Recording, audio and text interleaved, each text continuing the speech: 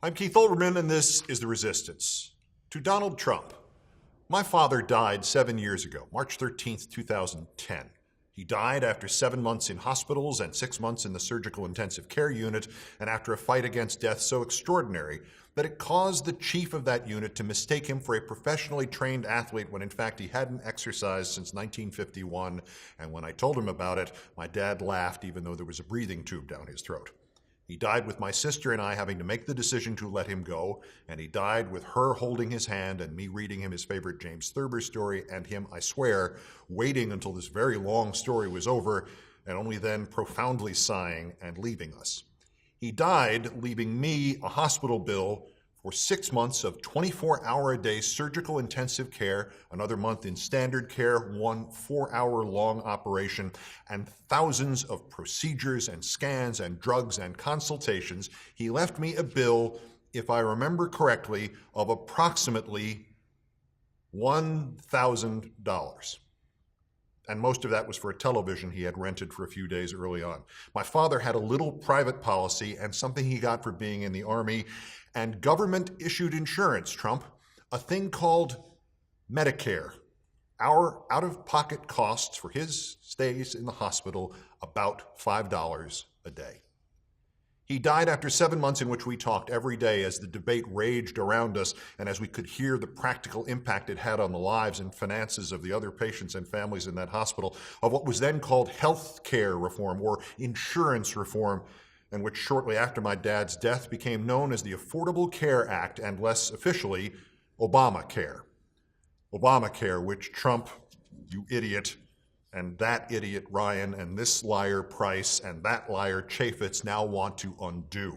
Because, confronted with an independent calculation that repeal by your Republicans will end insurance for at least 15 million Americans, and asked how many will lose their coverage under this plan, this sniveling little man, Ryan, who sucks up to you, says, quote, I can't answer that question. It's up to people. People are going to do what they want to do with their lives because we believe in individual freedom in this country. Individual freedom, like the freedom to die because you don't have health insurance, the way roughly 122 Americans died because they didn't have health insurance every day before the ACA was passed as my father was dying. Individual freedom, Trump.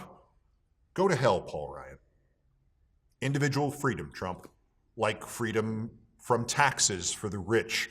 The Joint Committee on Taxation, which is a nonpartisan arm that crunches numbers for Congress, calculated that the Republican gutting of health care that you are leading, Trump, will in the next decade reduce the taxes of those making $1 million or more a year by $157 billion.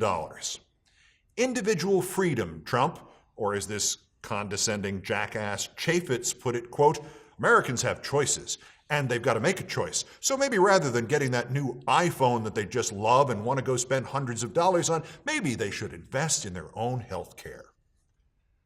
The price of an iPhone would not cover those few days my father rented that hospital television, never mind something like cancer drugs or surgery, or the price you're actually billed to have your father officially declared dead. Go to hell, Jason Chaffetz. Individual freedom, Trump, like the freedom to end the insurance of 700,000 new Medicaid recipients added just since the reform of 2010, just in Ohio, per the Republican governor there, John Kasich. Kick them off and instead throw them an insurance tax credit of $3,000. And as Kasich asks rhetorically, what kind of insurance are you going to buy for $3,000? That's individual freedom, or as this liar and con man, your Health and Human Services Secretary Tom Price put it, quote, I firmly believe that nobody will be worse off financially. And of course, Trump, he's right. If by nobody he means insurance companies and Republican donors and the wealthy. Go to hell, Tom Price. Individual freedom, Trump, like your budget director insisting you are focused on health care, not insurance coverage, as if when they hand you your bill at your hospital or your doctor's office, you could hand it back and say, I'm not focused on care. I'm not focused on paying you. Trump, you said on September 27th, 2015, quote, everybody has got to be covered. I'm going to take care of everybody.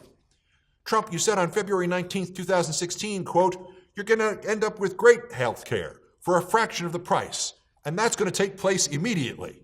Trump, you said this on January 15th of this year, quote, we're going to have insurance for everybody.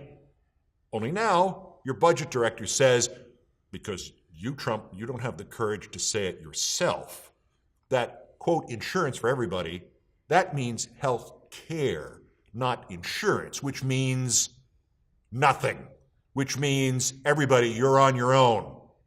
Go to hell, Trump.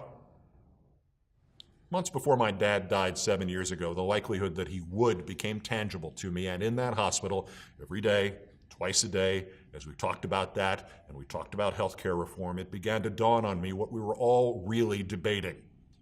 I wrote much of what follows here in October 2009. It is true again because of you, Trump, since you evidently think you are immortal. Have a sane, grown-up person explain to you what this next part means.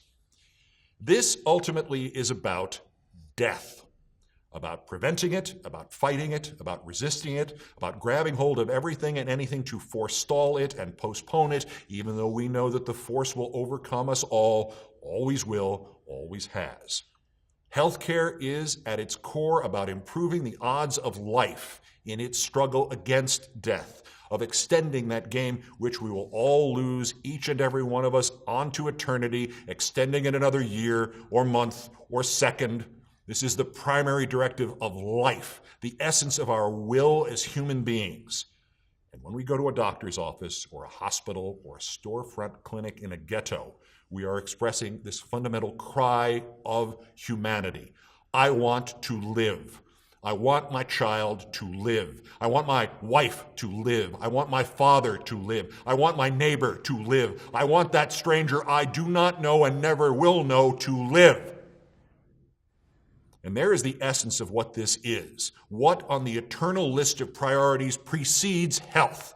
What more obvious role could government have than the defense of the life of each citizen? We cannot stop every germ that seeks to harm us any more than we can stop every person that seeks to harm us, but we can try, damn it. And government's essential role in that effort: facilitate it, reduce its costs, broaden its availability, improve my health and yours, seems ultimately self-explanatory. We want to live. What is government for, if not to help us to do so? I issue this warning to you, Trump. Take these steps and you will inherit the wind. Gut health care in this country so millionaires can save $16 billion a year in taxes, and you will be killing American citizens. And before we let you do this, Trump, we will defend ourselves. Protests, nonviolent resistance, good. A mass refusal to pay insurance premiums, perhaps risky. A general strike against this country? Yes, shut the country down rather than let you kill people. Healthcare, Trump, is about life and death, and right now, you are on the side of death, and we will not permit this. Resist. Peace.